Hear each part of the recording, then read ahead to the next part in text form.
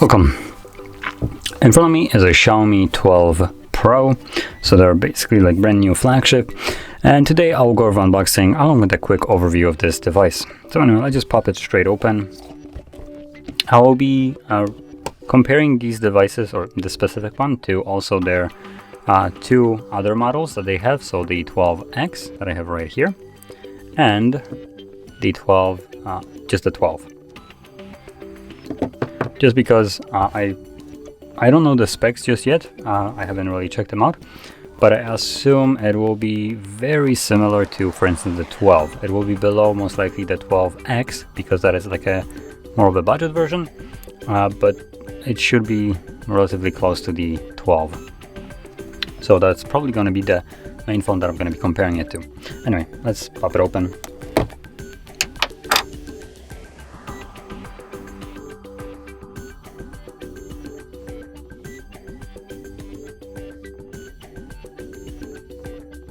Okay, so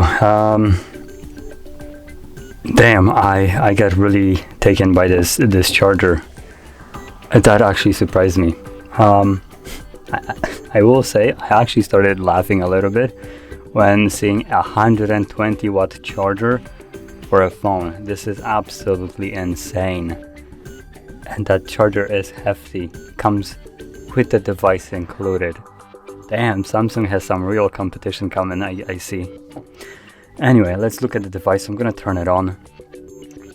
And already I can spot a couple of differences that are between these two devices. For instance, the 12. So the one tier lower than this. Still flagship grade, I would say.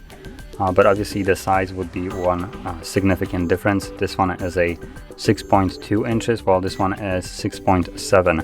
So it's a significantly bigger display. It also running a 1440p resolution, unlike the other ones which run 1080p. So better resolution, higher or bigger display, and see, it's still curved, just like every other 12 series that I unboxed. Oops, I actually don't want to polish. Let me go back. There we go. So this is a, like I mentioned, 6.7 1440p resolution, and it is a LTPO AMOLED, which I assume is just a fancy name of saying that it's a curved glass with a hole punched camera, because some companies do, for some reason, do this, or they named just the parts of the display, that like engineering of it, basically. A little bit stupid, but whatever. We're looking at 1 billion colors on here with their like 10-bit display, 120 Hz refresh rate, Dolby Vision, HDR10 Plus. Apparently peaks at typical brightness about 1000 nits and peaks at 1500 nits. That is actually a really bright display. And just to put that in perspective, how bright it is, I'm gonna finish this setup. I'm gonna crank up the brightness all the way. So there we go. This is the max brightness. And just as a comparison, I'm gonna bring the 12, which peaks at 1100 nits. So there we go. On the camera, they do look very similar. And honestly, I will be completely honest right here. In person, it seems like this one is actually more bright, so the cheaper one, which is a little bit weird, considering this one should be brighter. Okay, anyway, let's go deeper into the specs right here. So if we look at the cameras, from what I can say, they're completely different to what we have seen in the two other versions that I have right here. The two versions, the 12X and 12, just 12, had a main sensor at 50 megapixel, but they had also telephoto. They have ultra wide at 13 and telephoto macro at 5. Right here we are looking at telephoto at 50 and also ultra wide at 50. And usually I would be trashing companies for including like trash ultra wide lenses that are just like, for instance, 2 to 5 megapixels, which usually don't deliver that great of a result. This one decided to say, nah, screw it. Let's just pop in 50, the same as other. So that is insane here. I'm kind of curious. I don't know why, but I always like to check out the macro lenses on here, on phones that support it.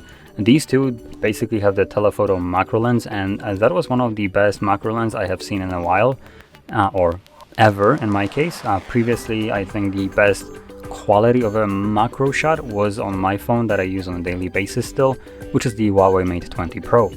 That phone, the 12 and 12X, outperformed it. So I was very surprised by that. So I'm even more surprised is that this doesn't have it. What?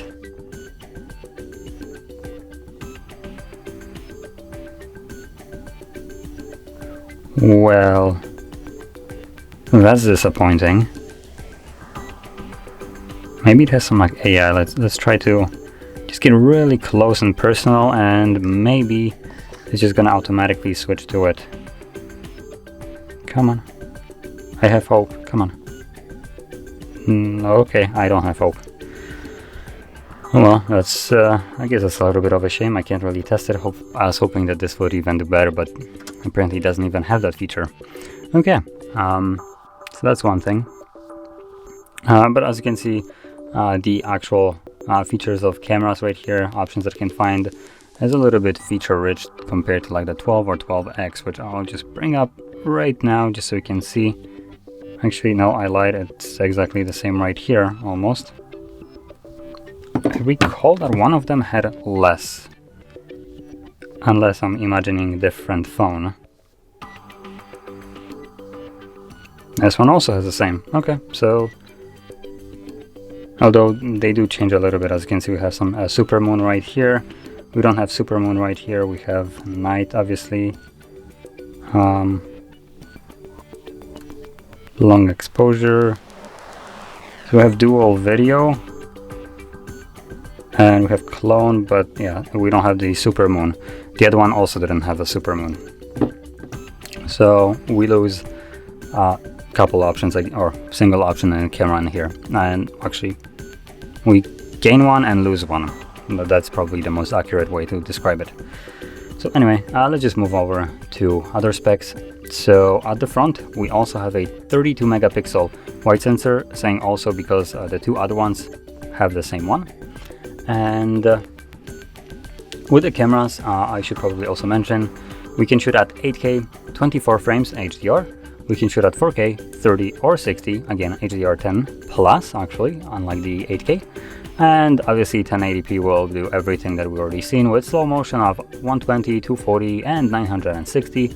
And if you even drop it lower to 720p, you can shoot at 1920 frames.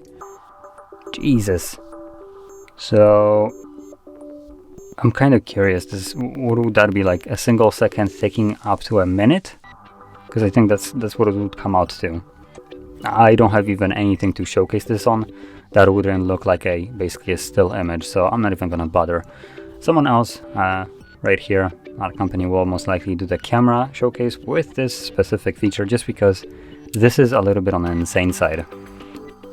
So that's that. And with the front-facing camera, we can shoot at 1080p, 30 and 60, 720 at 120, which actually, that being said, I think the front one in this case and the back one, let's actually see the back one first. More, where's the slow-mo? Slow motion, gonna go into 1080p, 120. Okay, so that is a slow motion. And if I go into video, okay, so in terms of video, it caps at 60 frames, unfortunately. But slow motion, obviously, as you've seen, all the things hold up that I said. The reason why I did check it is I did encounter one of the phones. I don't recall what phone it was, but it was actually recording normal videos at 120 Hz, just because it also has 120 hertz display, right? So it's only logical that you can record at that speed and utilize it. But here we're recording at slow motion instead, with no option to actually utilize that 120 hertz refresh rate on just a normal playback. Anyway, let's move over to rest of the specs right here. So in terms of battery life, considering the size of the display, this is probably going to be the most disappointing part, because it apparently has a 4600 milliamp hour battery, which is only 100 milliamps bigger compared to these two lower tier phones that are significantly smaller compared to this. So that's, like I said, a little bit disappointing. But still, we have that hefty, insane 120 watt charger, so it should solve all the problems anyway. And with that charger, apparently, oh my goodness, you can charge your phone to full in 18 minutes. I just can't. This is getting actually like insane. Okay, so for all that, you would have to pay over 1,000 euros. So exactly, it comes around like 1,050 euros. Now, it is not as expensive as I would have expected from a jump from the 12 to 12 Pro. The 12 costed about 980. This cost 1,050. It's not as much of a jump in price, so probably if you're planning to buy one of these, I would recommend either going for the bigger one if you don't mind the size. If you want the smaller one, obviously you have this choice, and this one will obviously provide you with way more features, and just maybe not way more features, way more like boosted features, because both of them or all of them come with a charger. Though the other ones have a whopping 67 watt charger, it is still an insane charger, considering we can compare to someone like Samsung that includes, what is it, 20, 30 maybe watts charger nowadays. Here with this one you get 120, because I guess Xiaomi decided to say, nah, F it, give it the best. So this phone is basically that, just kind of like giving you everything insane, just anything that they could cram in here as best that they can cram in. So wireless charging is also one of those things, like 50 watt wireless charging. This is, I don't think I've seen any phone that does this. So again, Xiaomi decided, screw it, let's pop it in here. It's not enough that we already have one of the fastest chargers on the market. Let's just also add one of the fastest wireless chargers, because why not? Options. So yeah, this I guess the best way to describe this phone is excessiveness. Everything in just excess, like F it, just add everything that we can. And still the phone doesn't cost like $1,500 like for instance Samsung would release. So I commend Xiaomi for doing this. I was actually expecting this phone to be more expensive over the 12, just because I did unbox this one before, and I looked at the price of it before, and considering this one is improved version of this, I was expecting to be like $1,200 or something along those lines, but it's not that much more expensive, which actually is a really solid decision, because now people can actually choose if they want to have like basically the best performance from their device, just like everything just best, and pay a little bit extra and have also the big form factor, or if they want to pay a little bit less and still have a powerhouse of a phone that costs a little bit less and is also smaller. Personally, I would probably go for a smaller phone, but also if I would have to pick, I would probably go with the cheapest one that comes around like 600 or 700 euros, which is the 12X. To me, this phone delivers basically everything that I personally want, with a really good display, 120 Hz and all that stuff, curved glass and whatever, but it's lacking in things like wireless charging, which at this point I don't really care for, even though I have a wireless charger in my phone that I still use does. I barely use it just because it's supposed to be more convenient, but it's a less. Maybe if I would have like this phone, but again, this one is a little bit too big for my liking. I would probably utilize it. I mean, it is 50 watt charging wirelessly, so that is the that would still outperform just the wired charging of my phone. So that's probably one of the benefits, but I guess I'm just used to not using it, and that's kind of one of the things that I wouldn't really care for in this phone, even though it is just like top of the line here. Still, finishing this off, I'll actually mention one last thing, which is the storage is right here, because it is one of the little bit more lacking features, I would say. So we're looking at a couple of versions. This one is the highest one, the basically like the top spec one, which is 256 gigs of storage with 12 gigs of RAM. So that is the highest you can go, but you can go lower one with, for instance, the lowest one being 128, 8 gigs of RAM, 256 and 8, and obviously 256, 12, which actually happens to be the same options for all the other phones, so the 12X and the 12.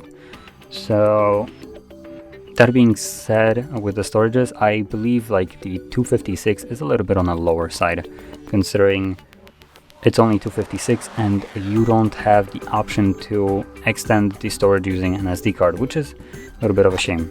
But I'm actually gonna check it. So I'm just kind of guessing right now, considering the two other ones didn't, but yeah, it does not have it. So you can slap two different SIM cards, but you can't extend the storage past the 256. And like I mentioned before, you could utilize something like this. So as you can see, I have an SD card right here, USB-C, so I can just plug it in and move over the data from, for instance, from the phone to the SD card, and that's about it. So I can offload just data from it, so I can have more. As an example, if I would be recording at 8K, obviously I might run out of that 256 quite quickly at 8K. So then I would just use this to move over all the videos to the SD card and then remove them and continue recording. That's basically the only thing that you can do here, which, like I said, a little bit of a shame. If they would have had expandable storage, that would have been just like, I don't think there's a better phone that I could just think of. Now, personally, I do like Xiaomi just because they provide phones that are good value and also fairly decent in general. And yeah, this phone delivers on what I expect from Xiaomi, to be honest. They don't really deliver on budget phones, but on the premium side, obviously you can see that this phone is one of the best still. It stands out next to like Samsung's and I was gonna say Huawei's, but Huawei is dead. So yeah, it stands next to like Samsung, no problem, I would say. So anyway, I will do also another video if anybody is interested, comparing these three devices, giving just like a price to performance a comparison, and basically my opinion also on which one is the best one, at least for which kind of category of people. So if you're interested in that one, check it out. So anyway, if you found this video helpful, don't forget to hit like, subscribe, and thanks for watching.